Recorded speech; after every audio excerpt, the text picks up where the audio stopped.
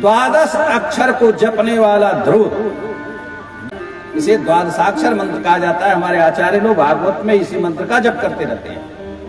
5 महीने की तपस्या में भगवान को प्रकट करके 12 श्लोकों में उनकी स्तुति करता है। जोऽन्तः प्रविश्य मम वाचमिमां प्रसूप्तां, जोऽन्तः प्रविश्य मम वाचमिमां प्रसूप्तां, जोऽन्तः प्रविश्य वाचमिमां प्रसूप्तां, सञ्जीवयन्त्यखिल शक्तिधरां, सञ्जीवयन्त्यखिल शक्तिधरां, अन्यांश्च हस्तचरणश्रवणत्वगादीन् नमो भगवते पुरुषाय तुभ्यं, नमो भगवते पुरुषाय तुभ्यं।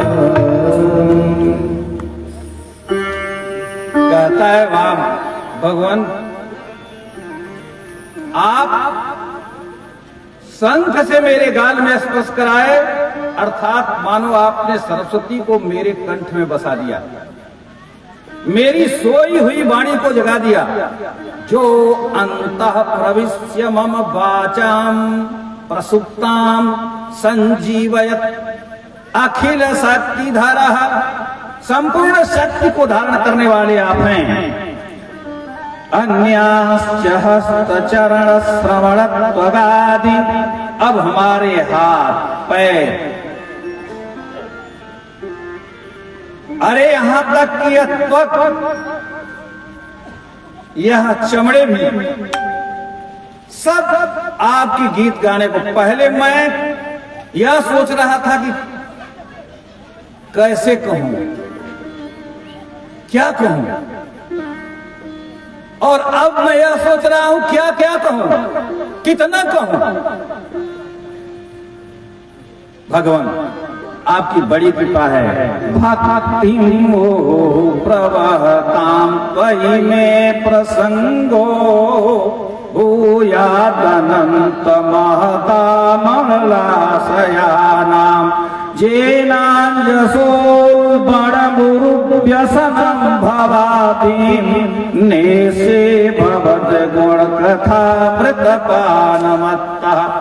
लंबी स्तुति किया और उसने, भगवान ने कहा कि अब तुम वरदान मांग लो। कहा महाराज मांगना नहीं है। तो कहने तुम्हें मांगना नहीं आता, लेकिन मुझे तो देना आता है, मैं बिना दिए नहीं रह सकता। तो मर्जी आप, मैं मांगना नहीं चाहता। जब सब कुछ देने वाला हमारे सामने है तो उसे कुछ क्या मांगना। जो सब कुछ दे सकने वाला है उससे कुछ क्या मांगना। भगवान ने कहा लेकिन मैं तेरे मन की बात जानता हूं। तुम आसन मांगने चले थे, सिंहासन मांगने चले थे, और तुमने अपने गुरु के सामने कहा था कि सर्वोत्कृष्ट आसन चाहिए, सो तो मैंने तुझे दे दिया। कहा प्रभु यह दे करके आप मुझे फुसला रहे हैं। कहा नहीं, मैं वह आसन दे रहा हूं जिस आसन पर आज तक कोई आसन नहीं हुआ।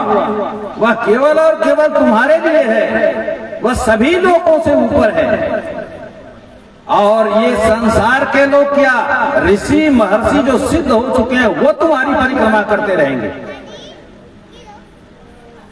कहा प्रभु आपकी मर्जी, मैं मांगना नहीं चाहता। कहा इतने से नहीं होगा।